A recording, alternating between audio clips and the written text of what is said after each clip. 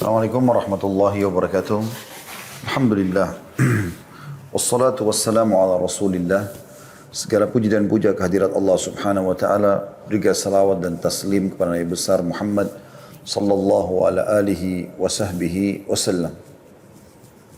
Selamat bergabung lagi teman-teman sekalian di medsos kita, di Khalid Basalam Official, baik di Facebook, di Instagram, di YouTube, dan juga teman-teman yang ada di Jerman yang sudah bergabung bersama kita semua insya Allah.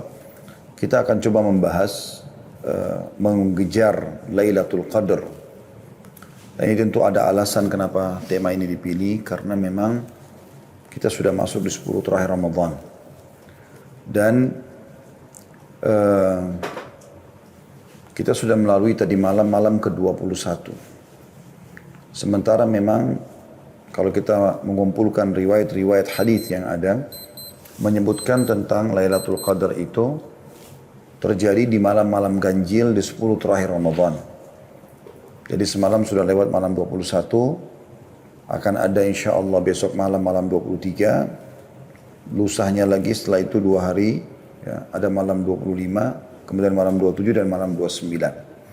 Walaupun pendapat yang setelah kami kumpulkan semua umumnya tulisan tentang masalah ini lebih kuat tertuju kepada malam 27 atau sering kali terjadi di malam 27, tapi bukan mustahil dia berputar di malam-malam ganjil tersebut. Baik teman-teman sekalian, surah yang sangat masyhur dalam Al-Quran perlu kita bacakan terlebih dahulu karena memang surah inilah yang menjadi sebab juga bahasannya. Surah Al-Qadr yang sangat masyhur, 5 ayat. A'udzu billahi minasyaitonir rajim. Bismillahirrahmanirrahim. Inna anzalnahu fi lailatul qadr. Sesungguhnya kami benar-benar telah menurunkan Al-Quran pada malam Qadr itu. Dan Qadr artinya kemuliaan. Sebagian ulama mengatakan kemuliaannya karena turunnya Al-Quran. Wa ma adraka ma lailatul qadr. Apakah kalian tahu apa itu malam kemuliaan? Lailatul Qadri khairun min alfi syahr. Malam kemuliaan itu lebih baik daripada 1000 bulan. Tanazzalul malaikatu warruhu fiha bi'idni rabbihim min kulli amr. Pada malam itu turunlah semua malaikat-malaikat dan juga dipimpin atau pemimpin mereka Ruh atau Jibril dengan izin Tuhan mereka untuk menyelesaikan semua perkara. Salamun hiya hatta matla'il fajr. Dan dia akan penuh dengan kesejahteraan malam itu sampai terbitnya fajar. Teman-teman sekalian, di sini kita bisa lihat dari ayat ini. Kita bahas dulu 5 ayat ini. Ada penyebutan atau keutamaan tentang Al-Quran. Jadi surah ini sebenarnya turun fokus menjelaskan tentang masalah Al-Quran. Karena pada malam itulah Allah subhanahu wa ta'ala menurunkan Al-Quran. Pertama kalinya turun Al-Quran. Dan karena itu dikatakan dia qadar, punya kemuliaan. Dan saking mulianya Al-Quran, sampai-sampai ini berjalan terus kemuliaannya sampai hari kiamat. Jadi setiap terjadi malam Al-Qadr, yang berputar di malam-malam ganjil dan mayoritas terjadi di malam 27 tadi saya katakan, maka itu terus sampai menjelang hari kiamat dianggap malam mulia. Makanya Allah memberikan kedudukan tersendiri malam itu sampai semua amal yang dikerjakan akan lebih baik daripada 1000 bulan. Kemudian saking meriahnya malam itu sampai para malaikat dan Jibril pun disuruh turun oleh Allah subhanahu wa ta'ala ke bumi untuk menyelesaikan semua perkara-perkara, menentukan takdir-takdir. Dan itu malam itu akan penuh dengan kesejahteraan. Maknanya tidak akan pernah ada syaitan yang bisa membuat kejahatan pada malam itu sampai pagi. Malam ini teman-teman sekalian yang sedang kita bahas adalah malam yang lebih baik daripada 1000 bulan. Kata Mujahid, seorang tabi'in yang masyhur, bahwa yang dimaksud lebih baik daripada 1000 bulan yaitu malam Lailatul Qadar lebih baik dari 1000 bulan dari sisi amalan-amalan soleh. Apakah itu puasa, sholat, dan itu lebih baik daripada kita mengerjakannya selama 1000 bulan berturut-turut. Dan juga beliau mengatakan bisa bermakna 1000 bulan lebih baik daripada malam selain Lailatul Qadar. Oleh karena itu teman-teman sekalian, kita sangat dianjurkan untuk mengerjakan banyak perbuatan di malam itu. Akan kita paparkan insya Allah di puncak bahasan kita tentang masalah amalan-amalan apa yang harus kita kerjakan. Tapi kita harus renungi dulu malam yang sedang kita bahas memang lebih baik daripada 1000 bulan. Maknanya, kalau teman-teman sempat mengucapkan Subhanallah pas Lailatul Qadar, dan saya perlu titik beratkan, kalau seandainya kita masih hidup insya Allah dan semoga Allah panjangkan umur kita, di 10 terakhir Ramadan ini berarti kita pasti melalui Lailatul Qadar.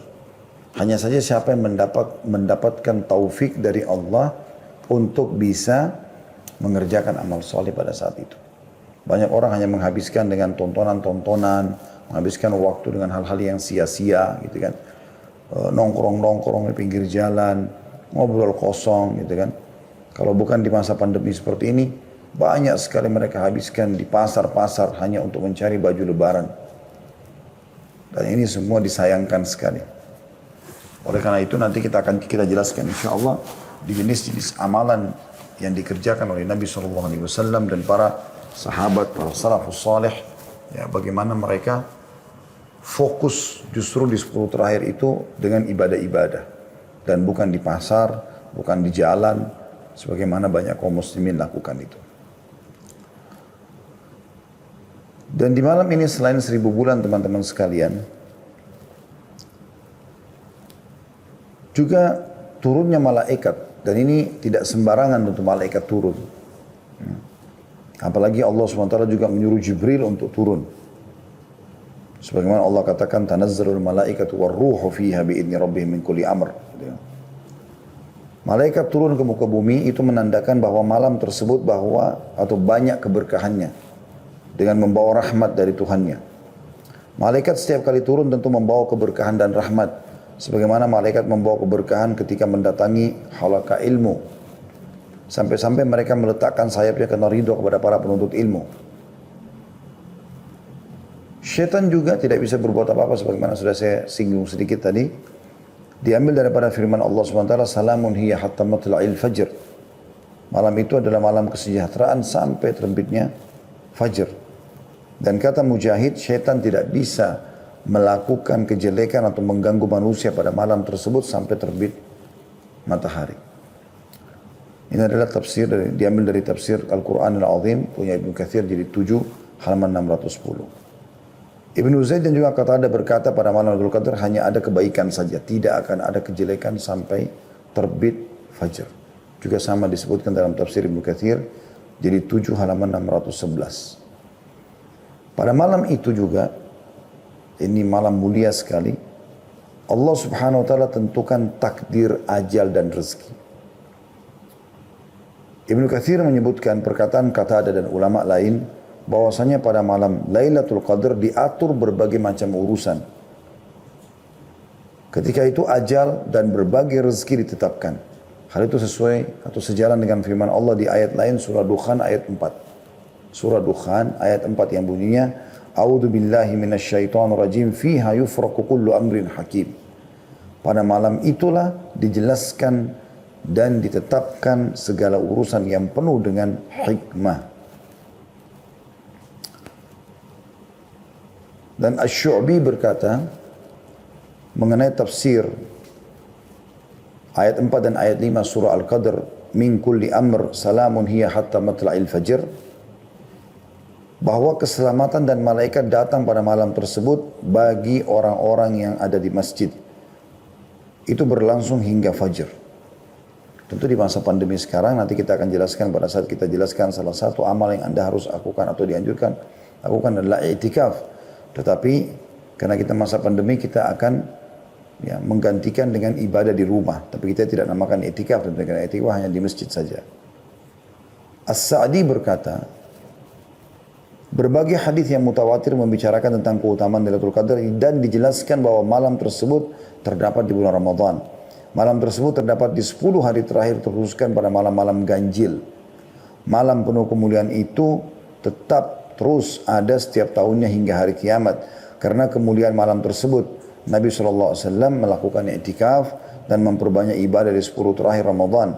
Dengan melakukan hal tersebut, beliau berharap bisa menjumpai Lailatul Qadr. Itu tadi gambaran daripada tafsir 5 ayat surah Al-Qadr. Teman-teman sekalian,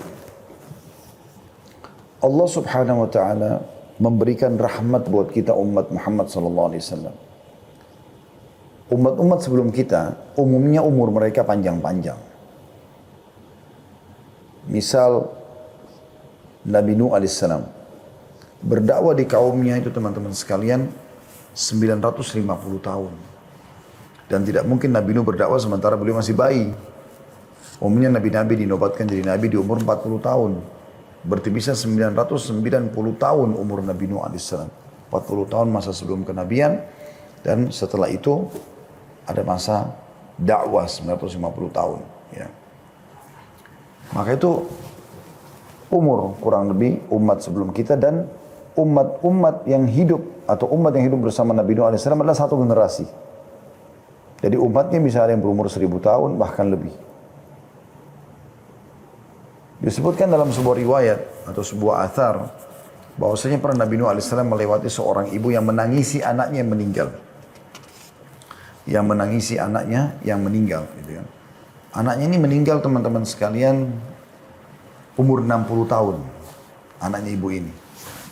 Ini kita bisa ambil gambaran dari riwayat ini.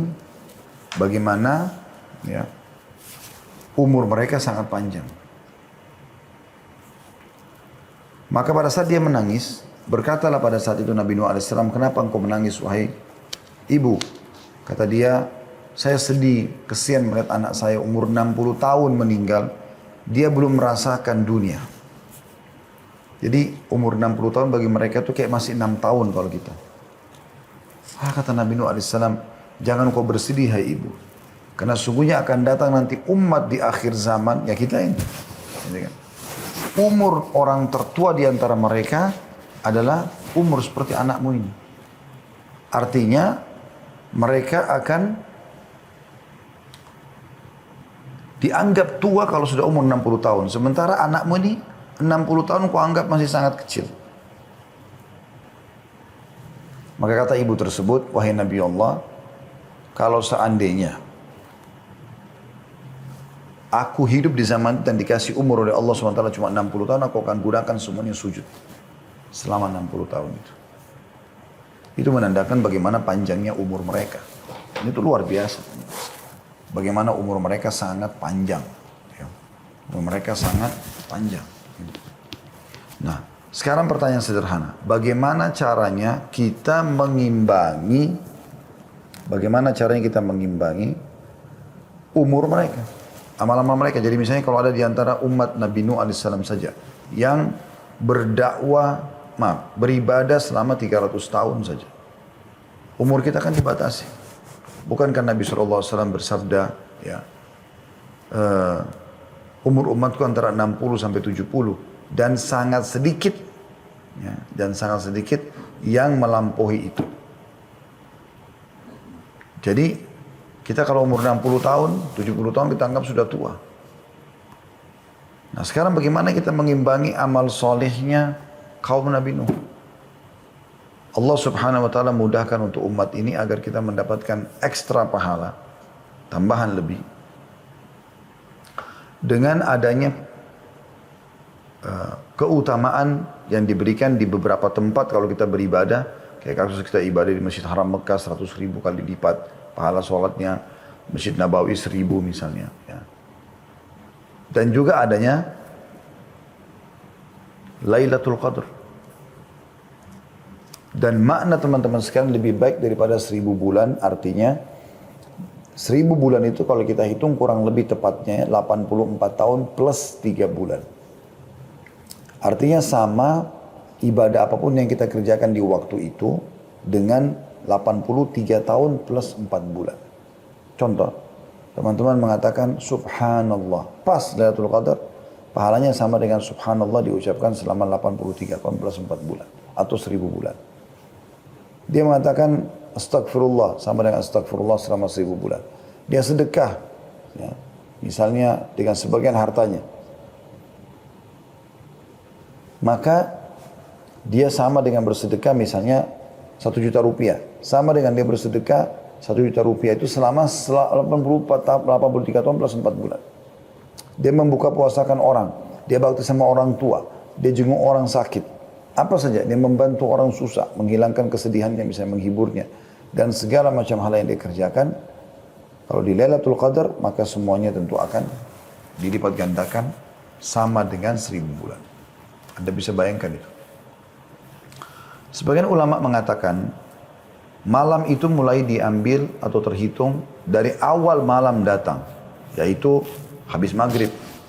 Karena sudah mulai gelap, biasanya orang sudah membahasakan malam. Begitu juga sampai dia pagi hari, berarti memang betul-betul sampai subuh, gitu kan. Dan itu waktu yang sangat lama. Berarti Anda, insya Allah biidznillah, kita berharap pada saat membuka puasakan orang, berarti Anda sudah dapat pahala itu. Insya Allah, kita berharap itu. Anda kalau ya membaca Al-Quran, berzikir, bersedekah, apa saja amal yang kita kerjakan lebih baik daripada 1000 bulan. Dan ini luar biasa. Dia hanya terjadi setahun sekali. Baik, Ustaz, apakah saya boleh kalau begitu fokus ibadah di malam-malam ganjilnya saja? Jawaban kami tidak tentunya. Kenapa tidak, Ustaz? Kan malam Lailatul Qadar hanya terjadi di malam-malam ganjil. Ya, karena bisa saja perhitungan manusia bisa luput. Bisa saja justru yang Anda anggap itu ganjil ternyata genap. Saya sendiri kemarin hampir luput. Saya mengingat kalau itu adalah malam 21, teman-teman sekalian. Saya bahkan sempat berpikir itu adalah malam 20. Ternyata sudah puasa yang ke-20, malamnya sudah 21. Ada seorang sahabat dekat saya, Dr. Yusuf Bahuth, hafidhahullah, beliau salah satu dosen di Ummul Qura di bagian tafsir ya. Beliau mengirimkan kepada saya itu. Datanya malam hari ini, hari Rabu, akan masuk malam ke-21 dan itu akan masuk Lailatul Qadar. Subhanallah, saya baca itu terus saya teringat, oh iya sudah malam 21 rupanya. Ya. Maka kita dianjurkan memperbanyak bacaan Allahumma innaka afuun tuhibbul afwa fa'fu anni, kan gitu. Dan itu kita dianjurkan ucapkan, nanti akan kita sebutkan termasuk dalam amal-amalan yang dianjurkan untuk diucapkan. Jadi teman-teman sekalian, memang ini sangat mahal dan kebetulan alhamdulillah, semoga Allah mudahkan kita mendapatkan, kita sekarang berada di 10 terakhir Ramadan. Dimanapun Anda berada di muka bumi ini, ya setahu saya ya, pada tahun ini hampir semuanya sama mulai berpuasanya. Ya, insya Allah. Maka mudah-mudahan juga secara bersamaan. Karena kalau ada yang baru puasa 22 misalnya, berarti dia malam 23, yang satunya sudah malam 24, atau puasa 24 berarti sudah malam 25. Maaf, dia ada yang berpuasa 22, malamnya 23, ada yang berpuasa hari ke-23 berarti malam 24. Ini yang mana Lailatul Qadarnya, gitu kan? Kuasa Allah Subhanahu wa taala. Tapi bifadlillah azza wajalla ini malah terjadi hampir serentak, gitu kan? Oleh karena itu, Nabi SAW fokus mengejar Lailatul Qadar dengan cara mengikat diri selama 10 hari berturut-turut tidak terkecuali, itu dengan ibadah.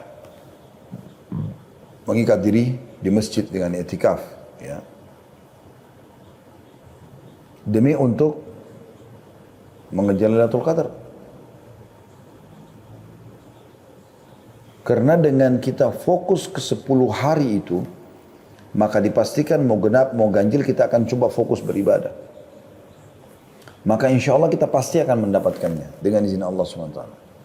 Dibandingkan dengan Anda hanya nebak-nebak.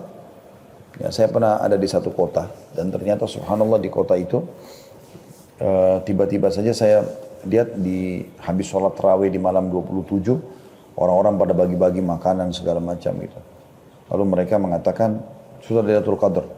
Padahal mungkin sebelumnya mereka malas beribadah. Mudah-mudahan kita berharap Allah karunia kepada mereka, tapi masalahnya adalah bisa saja luput dari mereka. Mungkin di malam 23 terjadi, mungkin di malam 25. Kan begitu. Jadi harusnya kita fokus 10 hari tersebut. Baik, kita akan masuk teman-teman lebih dalam tentang amalan-amalan apa yang dikerjakan pada saat Lailatul Qadar. Ini penting sekali ya. Yang paling ditekankan sekali adalah Anda sholat malam. Apakah itu tarawih atau Anda kerjakan tahajudnya. Apa bedanya Ustaz tarawih sama tahajud? Beda dari sisi istilah dan juga waktunya. Tarawih santai, dimulai dari setelah Ba'diyah Isya sampai Masya Allah terserah kita mau selesaikan jam berapa, tergantung kadar ayat yang kita baca. Tahajud dikerjakan di sepertiga malam ataupun sudah lewat pertengahan malam gitu kan. Walaupun sama-sama qiyamul lail. Tapi dari dua ini Anda jangan keluput salah satunya. Baik itu sholat tarawihnya ataupun sholat tahajudnya. Bagaimana Ustaz kalau saya mau gabungkan keduanya? Boleh. Makanya di Masjid Haram Mekah dan Masjid Nabawi Madinah kan melakukan itu. Mereka ada sholat tarawih, hanya saja di 10 terakhir Ramadan kayak mulai tadi malam, di malam ganjil itu mereka sudah tidak lagi mengerjakan witir di sholat tarawih. Jadi cuma tarawih 20 rakaat, kemudian mereka tidak witir, nanti sekitar jam 12 malam atau setengah 1 malam, mereka baru mengerjakan qiyamul lail lagi dengan witir. Jadi kurang lebih jam setengah 1. Mereka kerjakan kadang-kadang 11 rakaat sampai 13 rakaat. Seperti itulah. Dan ini teman-teman kalau mau dapat keutamaannya, terutama dengan pembersihan dosa-dosa seluruhnya tidak terkecuali, Anda harus penuhi syaratnya 2. Sabda Nabi SAW yang masyhur dalam hadits Bukhari Muslim, Man qama Ramadhana imanan wahtisaba, ghufira lahu ma taqaddama min dhanbi. Barang siapa yang mendirikan malam Ramadhan karena keimanan dan mengharapkan pahalanya, dibersihkan dosa-dosa yang telah lalu. Dan di Lailatul Qadar lebih ditekankan lagi, karena kata Nabi SAW, Man qama Lailatul Qadri imanan wahtisaba, ghufira lahu ma taqaddama min dhanbi. Barang siapa yang bangun di malam Lailatul Qadar karena keimanan dan mengharap pahalanya, maka dosanya yang lalu akan diampuni.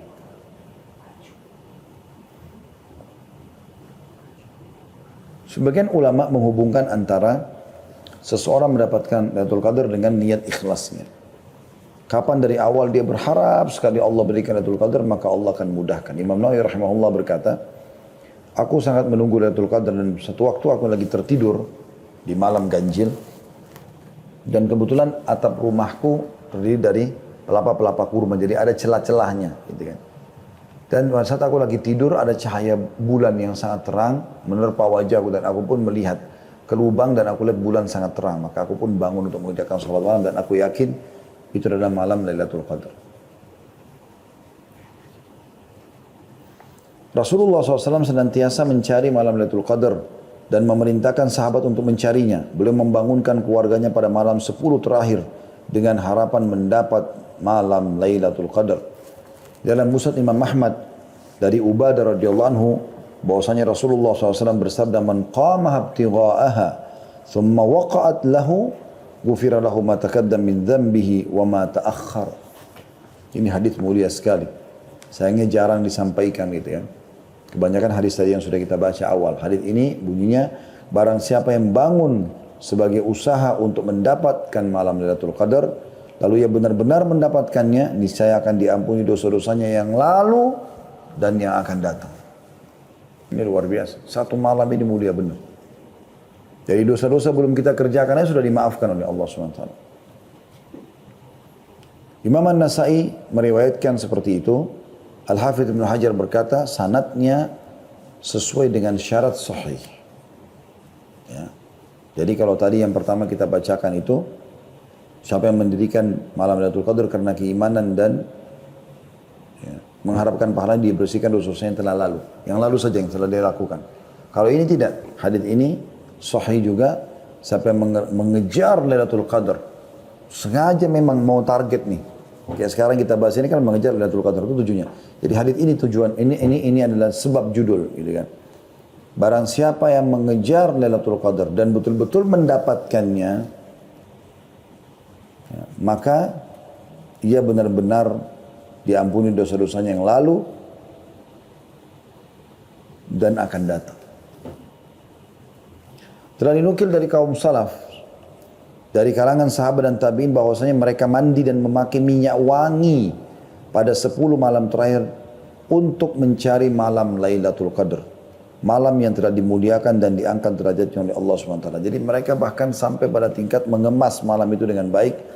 Pakai baju yang paling bagus, baju baru, minyak wangi terbaik hanya untuk menyambut Lailatul Qadar. Supaya mereka menghadap kepada Allah SWT dalam kondisi sempurna. Seperti itulah. Jadi orang-orang yang suka nyanyiakan waktunya, umurnya, kejar apa yang terluput dalam hidupmu dengan Lailatul Qadar. Ya. Sebab malam ini adalah pengganti umur. Belum tentu umur kita sampai 1000 bulan. Dan insya Allah mudah-mudahan lebih dari itu. Tetapi permasalahannya, banyak orang yang tidak sampai ke situ. Memang umurnya sudah dipatok oleh Nabi SAW antara 60 sampai 70. Adapun lebih sangat sedikit. Maka dia seperti pengganti umur kita semuanya dengan beramal saleh pada saat itu. Taubat pun seperti taubat 1000 bulan. Barang siapa yang tidak mendapat kebaikan pada malam itu, niscaya mereka manusia yang paling rugi.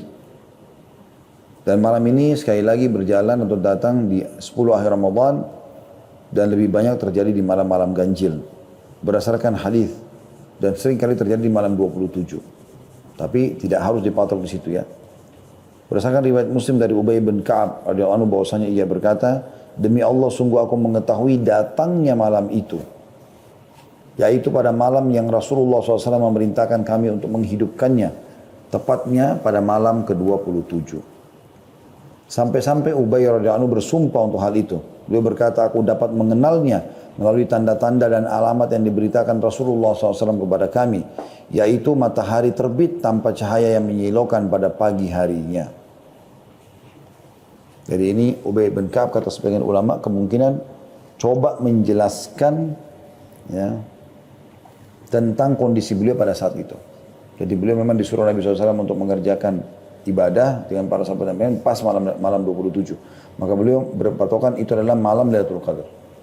Walaupun secara umum pendapat ulama mengatakan berputar di seluruh malam-malam ganjil. Itu amalan yang pertama yaitu sholat. Memperbanyak sholat, ya, terutama sholat malam. Bahkan tadi dianjurkan agar bisa mandi khusus untuk malam itu dan memakai wangi-wangian serta baju terbaik. Yang kedua, kita banyak mengucapkan doa yang diajarkan Nabi SAW kepada istrinya yang dicintai kekasih Nabi SAW, Aisyah radhiyallahu anha. Beliau berkata, wahai Rasulullah, apa yang akan aku baca bila bertepatan pada malam itu, Lailatul Qadar? Maka kata Nabi SAW, ucapkanlah, Allahumma innaka afuwun tuhibbul afwa fa'fu anni. Ya Allah, sungguhnya engkau maha pemberi ampunan dan menyukai orang yang memohon ampun, maka ampunilah aku. Ampunilah aku. Ya. Jadi termasuk adalah hal yang luar biasa. Ya. Bagaimana ucapan ini adalah ucapan yang memberikan makna yang sangat dalam kalau seseorang itu berusaha tentunya semaksimal mungkin agar dia bisa mendapatkan pengampunan. Karena sekali Anda mohon ampun kepada Allah SWT pada malam itu, seakan-akan Anda memohon ampun kepada Allah dari sisi pahala dan juga ijabahnya 1000 bulan atau 83 tahun plus 4 bulan. Ini termasuk dalam doa-doa yang baik teman-teman dan zikir. Dan ini juga termasuk amalan yang harusnya selalu dijaga. Ya.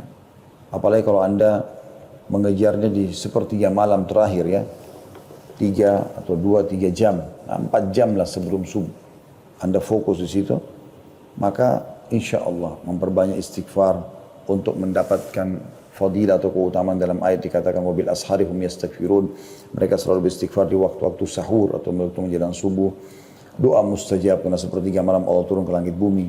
Ya, kemudian juga minta agar diberikan takdir baik, ya, kebaikan-kebaikan semua karena memang pada malam itu semua perkara ditentukan atau ditakdirkan oleh Allah Subhanahu wa taala. Yang ketiga teman-teman yang Anda lakukan adalah i'tikaf. Ya, i'tikaf. Mungkin Anda mengatakan, Ustaz untuk apa bahas i'tikaf? Karena kita sekarang pandemi nggak bisa ke masjid. Ya kan hukum ini berlaku sampai hari kiamat. Pandemi akan berlalu insya Allah. Tetapi permasalahannya adalah sekarang ada hukum syar'i yang harus kita tahu. Untuk mengejar Lailatul Qadar, maka Nabi SAW melakukan perbuatan ini. Yaitu beriktikaf, dan dikatakan dalam sebuah riwayat Bukhari, Rasulullah SAW biasa beriktikaf selama 10 hari setiap bulan Ramadan. Pada tahun beliau wafat, beliau beriktikaf selama 20 hari. Iktikaf adalah sebuah ibadah yang terkumpul padanya berbagai jenis ibadah lainnya, berupa tilawah Al-Quran, sholat, zikir, dan doa. Dan semua dikerjakan di masjid. Orang yang belum pernah iktikaf menggambarkannya sebagai ibadah yang berat dan sulit. Padahal iktikaf sangatlah mudah bagi orang-orang yang memang mengikhlaskan niatnya dan memang ingin mengejar rahmat Tuhannya. Iktikaf ini sangat dianjurkan di 10 terakhir Ramadan. Bagi laki-laki dan bagi perempuan, ya, ditekankan untuk menghindari tapi dibolehkan hukumnya. Lebih baik mereka fokus di rumah. Karena ummahatil mu'minin radhiyallahu anhunna beriktikaf setelah wafatnya Nabi SAW.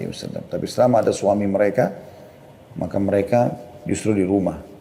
Dan Nabi SAW pada saat itu beriktikaf di masjid. Dan beliau selalu lakukan iktikaf ini 10 hari terakhir di akhir Ramadan untuk mengejar Lailatul Qadar, dan di tahun terakhir beliau hidup beliau kerjakan selama 20 hari. Iktikaf sendiri dari segi etimologi adalah menetapi sesuatu dan mengikat diri kepadanya. Sementara secara terminologi adalah menetapi masjid dan berdiri di dalamnya dengan niat mendekatkan diri kepada Allah SWT. Berarti dari definisi ini rumah nggak masuk. Ya. Rumah nggak bisa kita katakan saya beriktikaf di rumah, kan sekarang pandemi nggak bisa. Ini hanya berlaku di masjid. Tetapi insya Allah, bila Anda memang sudah biasa melakukannya, sebagaimana hadis Nabi SAW yang sudah masyhur, atau kama qala Nabi SAW, siapa yang terbiasa mengerjakan sebuah ibadah, maka akan dicatatkan baginya pahala lengkap pada saat dia punya udzur. Gitu ya. Jadi insya Allah Anda akan diberikan pahala iktikaf walaupun Anda tidak beriktikaf di tahun ini ya. Ibnu Qayyim rahimahullah menjelaskan beberapa hikmah iktikaf itu sendiri. Kelurusan hati dalam perjalanannya menuju Allah, kata beliau, sangat bergantung kepada kuat tidaknya hati itu berkonsentrasi mengingat Allah SWT dan merapikan kekusutan hati serta menghadapkannya secara total kepada Allah SWT. Sebab kekusutan hati hanya dapat dirapikan dengan menghadapkan secara total kepada Allah. Perlu diketahui bahwasanya makan dan minum yang berlebihan, kepenatan jiwa dalam berinteraksi sosial, terlalu banyak berbicara dan tidak tidur akan menambah kekusutan hati. Maksudnya kurang tidur ya. Bahkan dapat mencerai-beraikannya. Dan menghambat perjalanan menuju Allah SWT atau melemahkan langkahnya. Maka konsekuensi rahmat Allah yang maha perkasa lagi maha pengasih terhadap hamba-hambanya, Allah SWT mensyariatkan ibadah puasa atas mereka untuk menghilangkan kebiasaan makan dan minum secara berlebihan. Ya.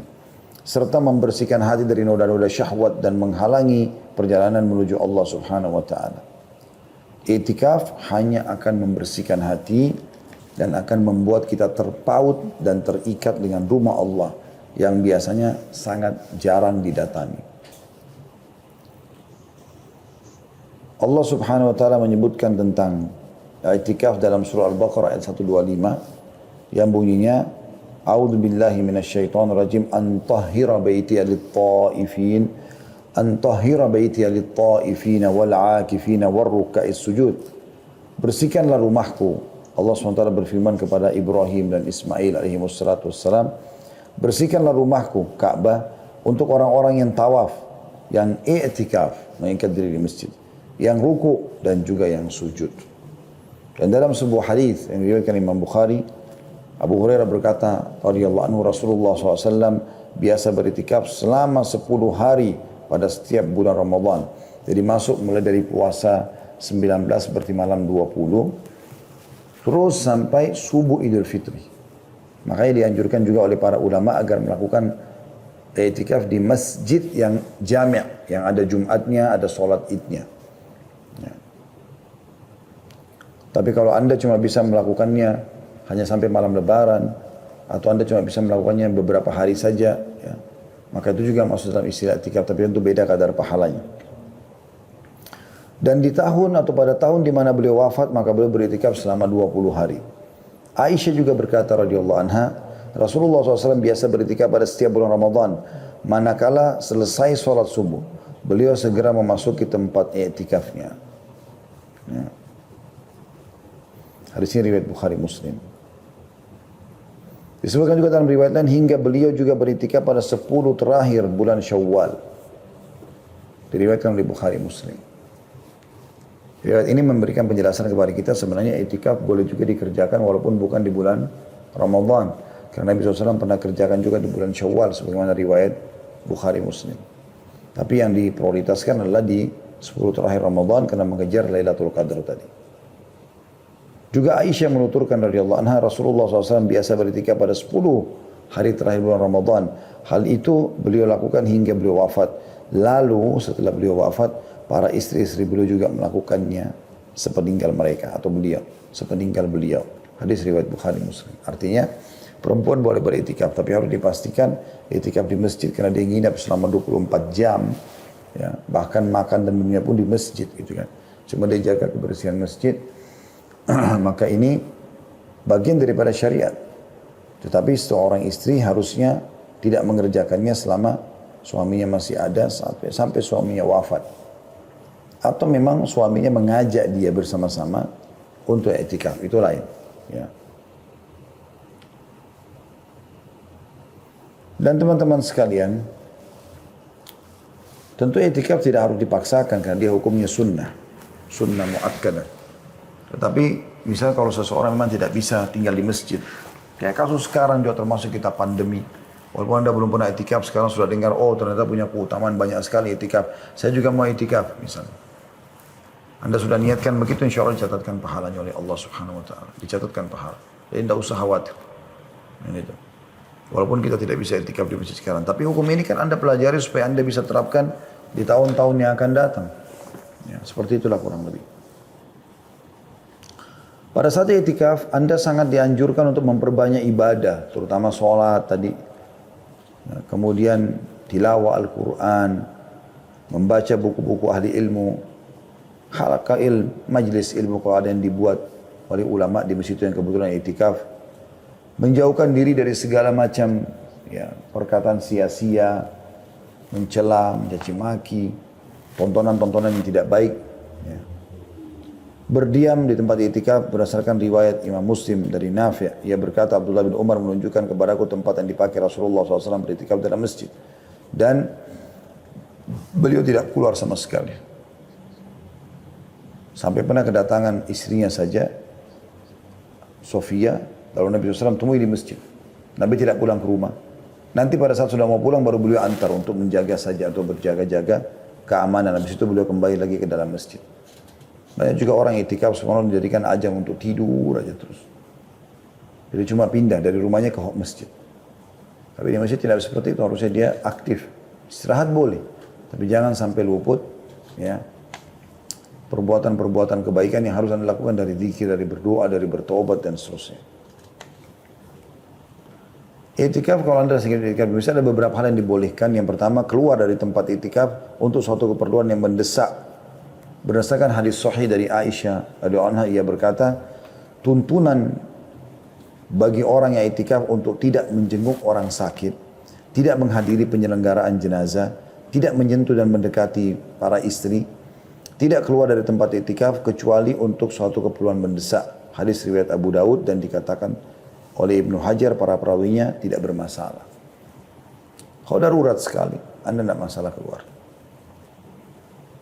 Pernah juga Hasan Basri rahimahullah mengirim informasi kepada murid-muridnya untuk mendatangi seseorang yang sedang sakit. Jadi supaya jenguk dan hibur dia gitu.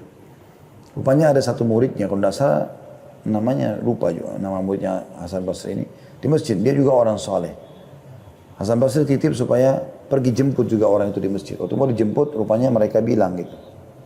Atau dia bilang sama teman-temannya, saya lagi itikaf, nggak mungkin saya tinggalkan, kalian aja yang pergi. Lalu Hasan Basri dengar, lalu dia bilang, sampaikan kepada orang itu. Kalau menyelesaikan hajat seorang muslim lebih baik daripada sekian amal soleh yang kau kerjakan. Termasuk itikaf itu, maka dia pun keluar untuk memenuhi hajat saudaranya. Jadi ada yang berkata, mendesak. Dia untuk mengejar juga pahala itu pun dia tidak berlama-lama, dia balik lagi. Boleh makan, boleh minum, dan tidur dalam masjid dengan menjaga kebersihan tentunya. Itu yang kedua. Yang ketiga berbicara yang dibolehkan dengan orang lain untuk suatu keperluan. Ngobrol-ngobrol tentang masa depan, tentang sesuatu, ya, diskusi. Selama bukan hal yang haram. Yang keempat merapikan rambut, memotong kuku, membersihkan badan, mandi. Kamar mandi boleh, pakai sabun, sampo segala macam. Mengenakan pakaian bagus dan memakai minyak wangi. Berdasarkan hadits Aisyah radhiyallahu anha, ia berkata saat Rasulullah SAW sedang i'tikaf di dalam masjid, beliau mengeluarkan kepalanya dari sela-sela kamar. Kemudian aku mencuci kepala beliau. Dalam riwayat lain, kemudian aku merapikan rambut beliau. Hadis Bukhari Muslim. Jadi dulu rumah Nabi SAW, rumah Aisyah, yang Aisyah tempati rumah Nabi SAW tentunya, dengan masjid itu kayak satu tembok. Cuman ada pintu dan ada jendela, ya, di mana Nabi SAW bisa keluar masuk di situ. Maka waktu lagi i'tikaf Nabi SAW sandar ke tembok itu, kemudian memasukkan kepalanya ke dalam rumah alaihissalam. Lalu Aisyah mencuci rambut beliau, membersihkannya. Nah, riwayat lain menyisir rambutnya. Berarti kan memang tetap harus menjaga kebersihan, bukan berarti kita tinggal di masjid lalu tidak mandi, tidak bersihin badan, tidak ganti baju. Ya. Boleh juga kalau ada istri yang menjenguk, datang atau anak-anak diantar pulang. Kalau dikhawatirkan ada bahaya yang akan menimpa mereka. Sebagaimana pernah terjadi waktu Sofia mengunjungi Nabi SAW, maka beliau pun mengantar pulang Sofia. Hadis yang masyhur, hadis Bukhari Muslim. Pada saat Nabi SAW sedang mengantar Sofia pulang, lalu ada dua orang Ansar tergesa-gesa melangkahkan kakinya, ya seakan-akan mengejar Nabi SAW, gitu kan? Nah pada saat mendekat Nabi SAW mengatakan ala rizki kuma, pelan-pelan aja. Inna Sofia binti Huyai. Ini yang bersama saya Sofia binti Huyai, ini istri saya. Maka mereka mengatakan maha suci Allah ya Rasulullah. Maksudnya kami nggak akan berpikir macam-macam. Kata Nabi SAW, hati-hatilah. Karena syaitan mengalir, ya, di dalam tubuh manusia sebagaimana mengalirnya darah, atau mengalir di aliran darah manusia. Jadi bisa saja membuat kalian nanti sangka buruk. Tapi sikap Nabi SAW di sini, ya, itu mengantar pulang istrinya dibolehkan. Kemudian sebagian ulama juga menyebutkan tentang perkara-perkara yang dimakruhkan bagi orang itikaf, yaitu jual beli. Tapi tidak haram di sini. Asal dia jangan di dalam kotak masjid yang dipakai sholat, tapi mungkin di terasnya. Ya.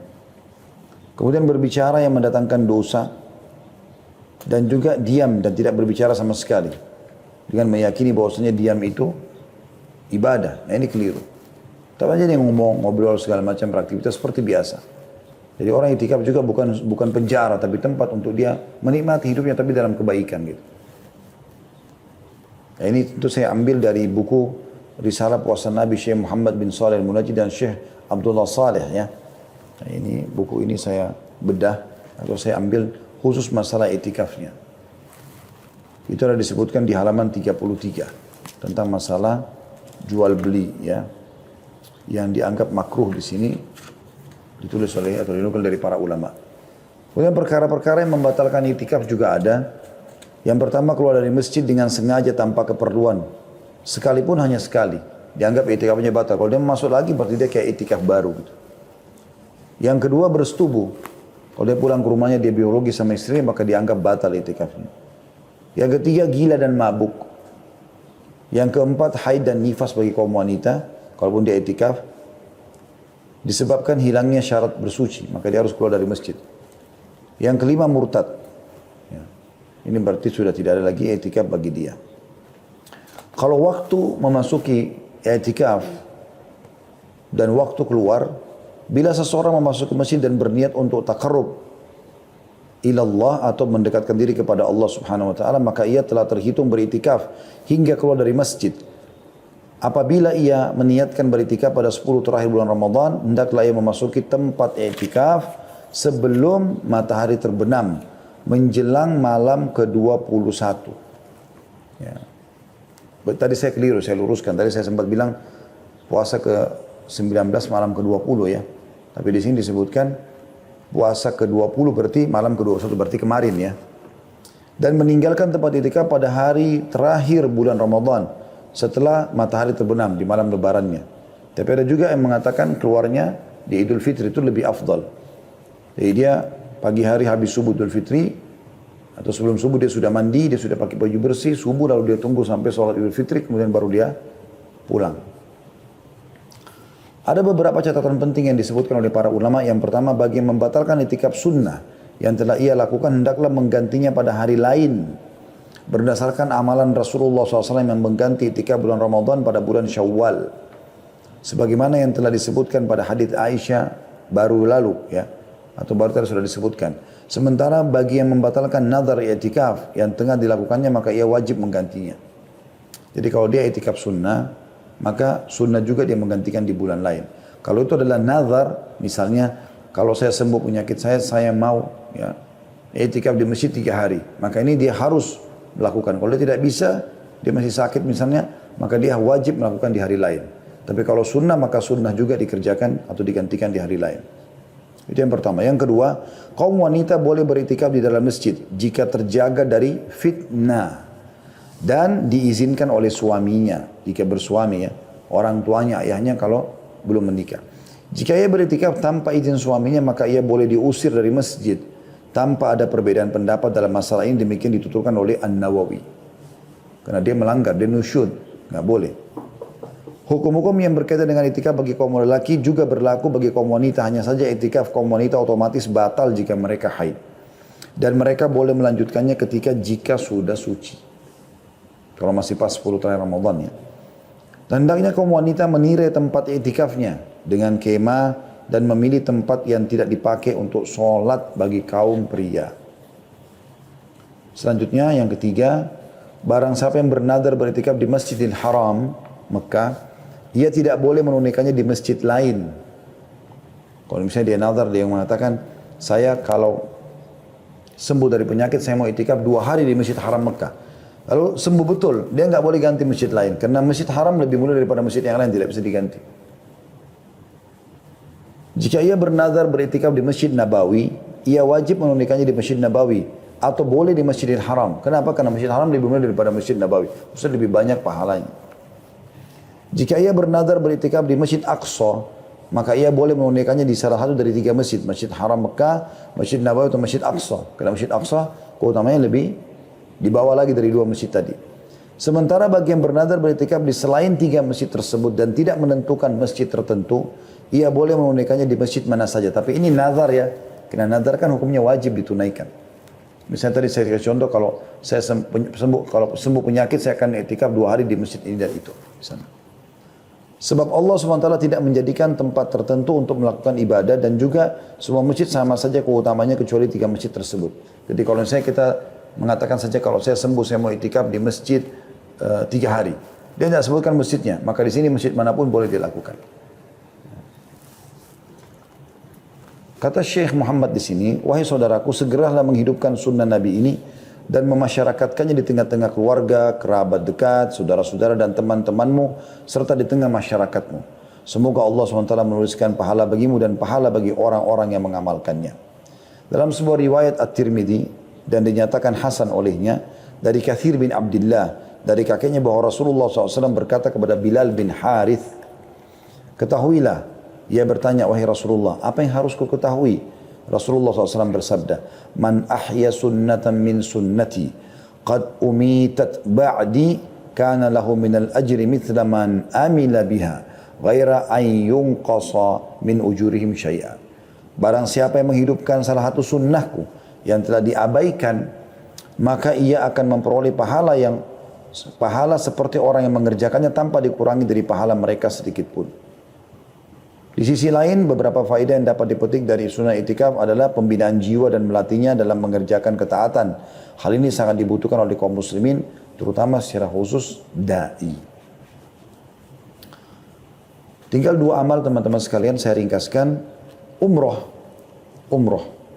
Umroh secara umum di bulan Ramadan besar sekali pahalanya. Karena kata Nabi SAW dalam hadis Bukhari Muslim, umratun fi Ramadan ta'dilu hajjah. Pahala umrah di bulan Ramadan sama dengan haji bersamaku. Atau sama dengan ibadah haji, maaf. Saya ulangi, pahala umrah di bulan Ramadan sama seperti haji. Dan dalam riwayat lain ditambah hajjatan ma'i. Sama seperti menunaikan haji bersamaku. Tentu sekarang subhanallah masa pandemi lagi ditutup ya. Tapi kan ini baru sekarang. Saya pun setelah 45 tahun melalui hidup ini. Seingat saya dari saya balik mungkin ya. Yang saya mulai kenal Masjidil Haram. Setahu saya belum pernah ada halangan seperti ini. Ya, ini baru terjadi di masa kita lah istilahnya. Maka insya Allah tahun-tahun depan, Anda kalau bisa umroh cuma sekali seumur hidup, umrohnya di bulan Ramadan. Kalau bisa 2 kali setahun, maka satunya bulan Ramadan. Intinya kalau bisa berapa kali pun dalam setahun Ramadan jangan sampai luput. Ya, usahakan ini. Terutama kalau kita hubungkan dengan bahasan kita di malam Lailatul Qadar. Atau di malam ganjil. Makanya kita temukan di malam 27 itu luar biasa penuhnya. Penuhnya luar biasa Masjidil Haram itu. Ya. Luar biasa penuhnya, mengalahkan haji bahkan, gitu kan? Karena banyaknya orang yang mengenal atau mengejar Lailatul Qadar ini. Yang terakhir teman-teman sekalian yang kami tekankan adalah membaca Al-Quran. Membaca Al-Quran, karena ini memang baca Al-Quran mungkin kita sudah tahu semuanya, tapi sayangnya masih sangat sedikit orang yang memikirkannya. Al-Quran teman-teman sekalian bukan karangan seseorang, tetapi dia adalah kalamullah. Bulan Ramadan adalah bulan Al-Quran. Dan Lailatul Qadar, malam turunnya Al-Quran. Ini poin yang sangat penting. Kita semua dianjurkan memperbanyak membaca Al-Quran, mengkhatamnya. Di antara salafus soleh ada yang menyibukkan diri dengan hal-hal yang berkaitan dengan Al-Quran, mulai membaca, mempelajari dan mentadaburinya. Bahkan malaikat Jibril alaihissalam memperdengarkan Al-Quran setiap malam kepada Rasulullah SAW di bulan Ramadan. Uthman bin Affan radhiyallahu anhu mengkhatam Al-Quran setiap hari pada bulan Ramadan. Jadi 30 kali khatam kalau 30 hari. Allah musta'an atas kekurangan kita. Semoga Allah mudahkan kita seperti beliau. Di antara salafus saleh ada yang mengkhatam Al-Quran dalam sholat tarawih tiap 3 malam sekali. Ada yang mengkhatam tiap 7 malam sekali. Ya. Dan ada yang mengkhatamnya setiap 10 malam sekali. Mereka selalu membaca Al-Quran baik di dalam sholat maupun di luar sholat. Dan Imam Syafi'i mengkhatam Al-Quran sebanyak 60 kali di luar sholat pada bulan Ramadan. 60 kali, ya berarti dalam satu hari 2 kali khatam. Gitu kan. Karena Al-Quran itu sekitar 6.229 ayat. Kurang lebih seperti itu ya. Maka kalau Anda membacanya, targetnya adalah menyelesaikan 6.000 ya, tadi 229 ayat dalam berapa jam misalnya, maka Anda bisa membaca seperti Imam Syafi'i sehari 2 kali. Atau seperti Utsman bin Affan sehari sekali gitu kan. Sementara Al-Aswad juga mengkhatamnya selama sebanyak 2 hari sekali. Ya. Ibnu Rajab menjelaskan, ada sebuah hadis yang berbunyi, Nabi SAW bersabda, siapa yang mengkhatam Al-Quran kurang dari 3 hari maka dia tidak memahaminya. Kata beliau, larangan mengkhatam Al-Quran kurang dari 3 hari tertuju bagi orang yang membiasakannya. Selalu saja dia tiap hari kerjakan itu. Ya. Adapun pada waktu-waktu yang utama seperti bulan Ramadan, terkhusus lagi pada malam-malam yang diperkirakan sebagai malam Lailatul Qadar, atau di tempat-tempat yang utama seperti Mekah, bagi yang selain warga Mekah, maka dianjurkan agar memperbanyak membaca Al-Quran, supaya mendapat keutamaan pada waktu dan tempat tersebut. Nah, ini pendapat Imam Ahmad, Ishaq, dan juga ulama-ulama lainnya. Nah, ini sangat ditekankan. Dalam membaca Al-Quran teman-teman dianjurkan untuk menangis. Anda tentu bisa menangis kalau Anda memahami maknanya. Makanya baca, sekarang Alhamdulillah di zaman kita aplikasi Al-Quran dengan terjemahannya gitu kan.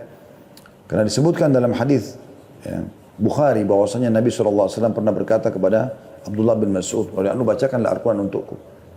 Maka Abdullah bin Mas'ud mengatakan, "Ya Rasulullah, aku bacakan untuk Anda sementara ayat ini. Al-Quran turun kepada Anda." Kata Nabi SAW, "Aku ingin dengar dari orang lain." Maka Abdullah bin Mas'ud pun membaca surah An-Nisa sampai dia mengatakan dari awal An-Nisa sampai tiba di ayat 41 yang bunyinya a'udzubillahi minasyaitonir rajim. Fa kaifa idza ji'na min kulli ummatin bi syahidin wa ji'na bika 'ala haula'i syahida. Maka bagaimana hai Muhammad, ya, orang-orang kafir itu apabila kami mendatangkan seorang saksi dari tiap-tiap umat dan kami mendatangkan kamu hai Muhammad sebagai saksi atas mereka. Maka Nabi SAW mengatakan kepadaku, kata Abdullah bin Mas'ud, hasbuk, cukup sampai situ kau baca. Aku pun menoleh ke arah beliau, ternyata kedua mata beliau meneteskan air mata. Imam Al-Baihaqi meriwayatkan sebuah hadis dari Abu Hurairah radhiyallahu anhu, beliau berkata, tak kala turun firman Allah SWT dalam surah An-Najm ayat 59 sampai 60, A'udzu billahi minasyaitonir rajim, afa min hadzal hadithi ta'jabun wa tadhakuna wa la tabkun. Maka apakah kalian merasa heran terhadap pemberitaan ini? Tentang hari kiamat, tentang Allah Subhanahu wa taala, tentang surga dan neraka, tentang kematian, tentang alam barzah, tentang nabi-nabi sebelum kita dalam Al-Qur'an. Apakah kalian merasa heran dengan informasi itu? Dan kalian menertawakan dan tidak menangis? Ahlus Suffah, orang-orang yang hidup di belakang rumah Nabi SAW, Suffah itu bisa menampung kurang lebih 300 orang sahabat yang ingin belajar kepada Nabi SAW pada saat itu. Menangis hingga tetesan air mata membasahi pipi mereka pada saat membaca ayat ini.